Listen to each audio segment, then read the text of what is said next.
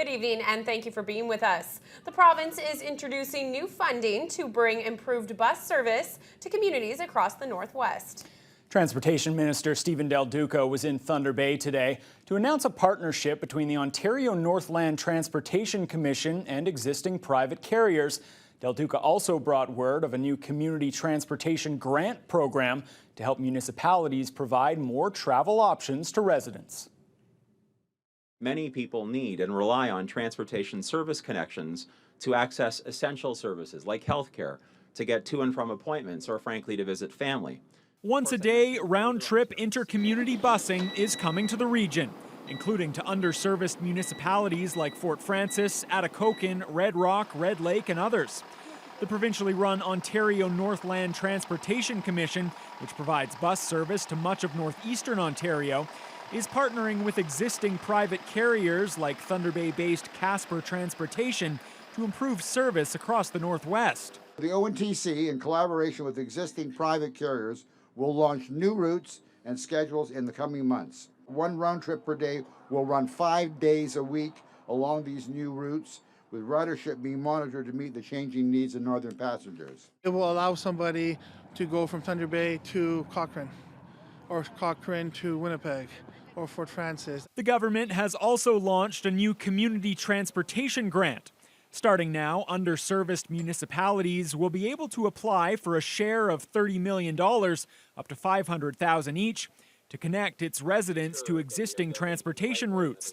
An additional $10 million will be made available to First Nations communities and organizations starting next summer. We are committing up to $40 million over 5 years to help these organizations partner with community organizations such as health and community agencies, transit agencies, school bus operators, and private operators to coordinate local transportation services and provide more rides to more destinations. There's a real opportunity on the outskirts of Thunder Bay to develop some kind of service. So Heimers, Gillies, O'Connor, Kakabeka could have and Nebing could have some kind of service that would bring their people into the city or to connect with Casper as it comes through on the highway. A multi-million-dollar partnership has 3 First Nations and the town of Hornpain looking optimistically towards the future. The deal announced this week could heat up several industrial and commercial endeavors in the area, which have been on hold for the past few years. Adam Riley reports. It's an initiative that will breathe new life into Hornpain and its neighboring First Nations. On Tuesday, a deal which would see the Chapleau Cree First Nation, the Missinaba Cree First Nation, and Netamissa-Komik Anishinaabeg First Nation, formerly known as Pick Mobert, become co-owners of Hornpain Lumber and Hornpain Power Incorporated. David Flood is the president of the Northeast Superior First Nation Investment LP. He says the $4 million deal has given the communities a 30% share in the companies. It represents the first of its kind where First Nations have actually taken a risk-based investment, an equity position in this group of assets that were basically stranded.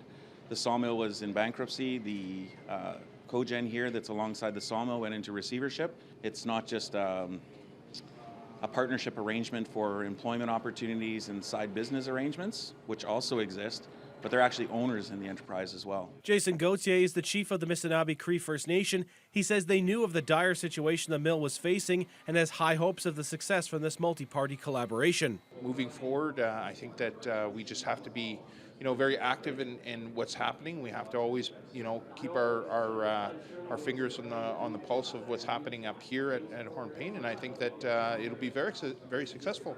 In addition to the 3 First Nations, the government and industry are also major players in the deal. Leading up the industrial side is company president Frank Dettori, who has worked a partnership similar to this deal in the past at the sawmill in White River. So we're real partners with the equity risks, and I think that's good for us because I think it helps us form a good team that we both have a common interest in managing the forests in a nice sustainable way and making some money at it. And I think there's pride in owning a regional factory. Another party which will see a significant benefit to this endeavor is the town of Hornpain. Mayor Morley Forrester says it's heartwarming to see the level of confidence in his community that is shown through this deal. Our future is much brighter now than it was 4 or 5 years ago. when Minister Morrow of the time made the decision to sell off what was Havelsrud lumber and allow this purchase by Frank Dettori and his group. That was a beginning of a brighter future for Hornpain. In total, 107 people are employed by the sawmill and power plant. However, this investment could add 2 more shifts to the facilities, effectively tripling that number. Adam Riley, TBT News. A Thunder Bay taxi company will be at City Hall next week to ask permission to raise its cab fares. Officials with Diamond Taxi insist a rate increase is long overdue thanks to ever-rising expenses. The current base fare in Thunder Bay is $4.15 and goes up from there by 10 cents for every 66 meters traveled. Diamond Taxi is proposing a 15% increase. That would bring the base fare to about $4.75. The current rates have been in place since 2008, and with Ontario's minimum wage set to hit $14 on January 1st, ownership says the increase needs to happen soon. Wages make up about 60% of our overall expenses. We're very, very much a service industry. But in addition to that, all our other costs have gone up as well. Fuel was only 90 cents when we had our last increase, so that's more than 25% increase. Insurance gone up about 20%. Maintenance and replacement vehicles about 25%. So although our costs have gone up massively, we're only looking for about a 15% increase. Diamond Taxi will make its presentation to City Council on Monday evening. A goal of $116,000 has been set for this year's Christmas Cheer fundraiser, and the organization has also welcomed a new addition to the cause, which will make it easier for those looking to donate.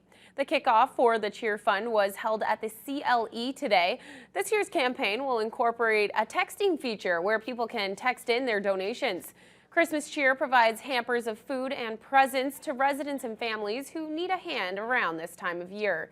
Organizers announced the campaign target is $10,000 less than last year. One reason was because their food distributor, Rory Cava, was able to get a great deal.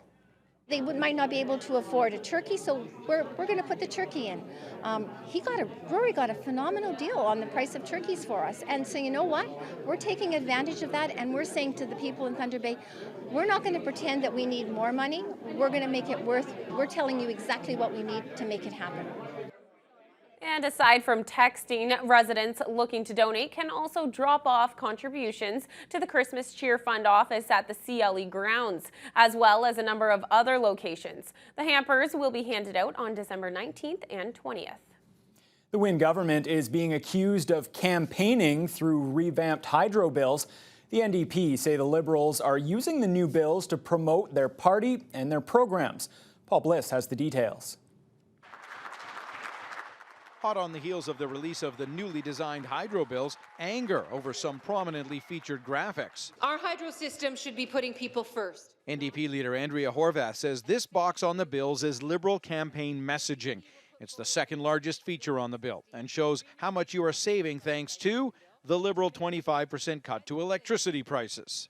The only reason that that information is on the bills is to provide a political advantage for the Liberals. The Liberals say it's all about transparency. This in spite of the fact they elected to hide the cost of their cap-and-trade carbon tax on your home heating gas bill.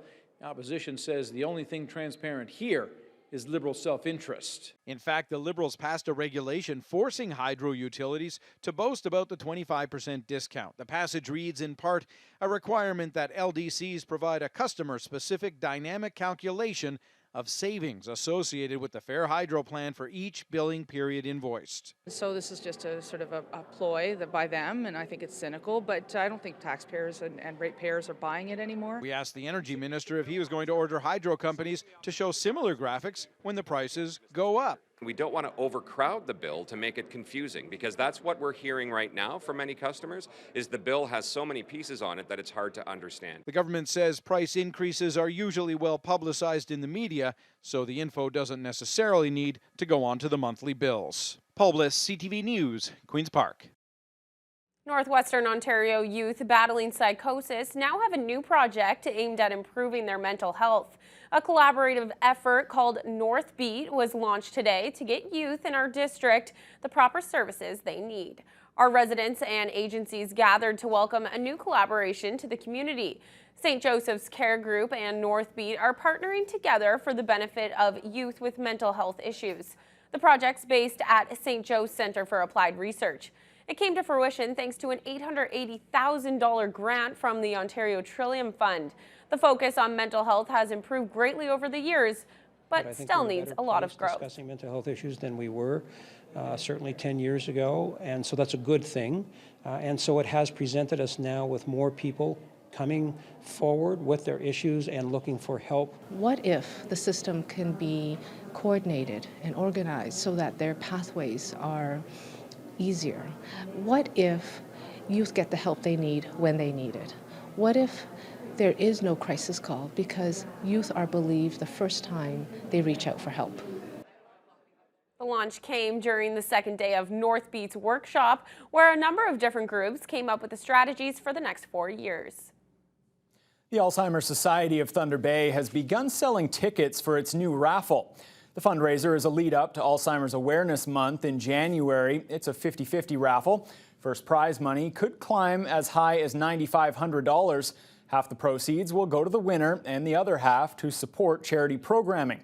Alzheimer's Society officials say money's tight right now, so sales from this raffle should help the organization quite a bit.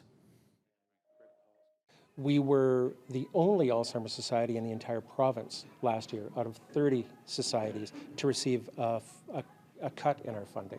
It's a disease that affects a lot of people in our community, and it's always good to help out where we can. So whenever we have an opportunity, we jump on it. Tickets can be purchased at the local Mitsubishi dealership and at a number of other locations around the city. The Thunder Bay Children's Aid Society has launched their Holiday Wishes campaign, inviting residents to give generously to local children in need this holiday season. The campaign has teamed up with Walmart and will be encouraging shoppers to pick a child's tag off the Christmas tree, which includes their age, gender, and a gift idea. After purchasing a gift for that child, you can drop it into one of the donation bins for it to be wrapped and sent off by an agency volunteer.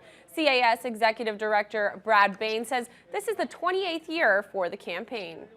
The residents of Thunder Bay are extremely generous and every year come out to support our initiative. In the last couple of years, we've been able to provide gifts in excess of 500 to disadvantaged children and youth so they can experience what many of us take for granted on Christmas. If you're interested in giving to the campaign, you can find a decorated tree at all 3 Walmart locations in the city from now until Christmas Eve. Well, Fiona, the weekend